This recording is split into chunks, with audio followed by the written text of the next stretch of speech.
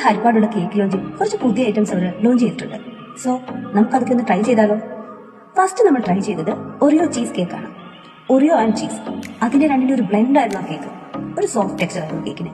And taste like so good. Next നമ്മൾ try ചെയ്തത് മോക്ക ബീനാണ്.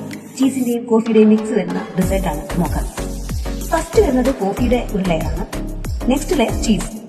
ഞാൻ കോഫിയുടെ ഒരു ബിഗ് ഫാനാണ്, so I just love it. Coffee ലവേഴ്സിന് ഇതൊരു മസ്റ്റ് ട്രൈ ഐറ്റം ആണ്.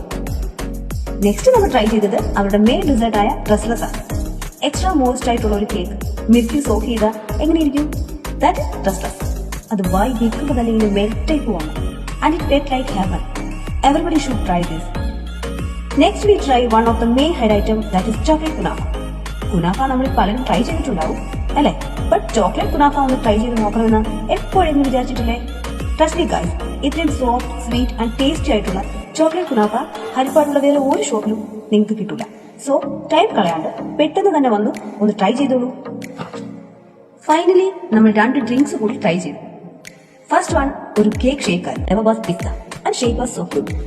ദെൻ നമ്മളൊരു മൊജിറ്റോ കൂടി ട്രൈ ചെയ്തിട്ടുണ്ടായിരുന്നു, the flavour was green apple. It was quite refreshing.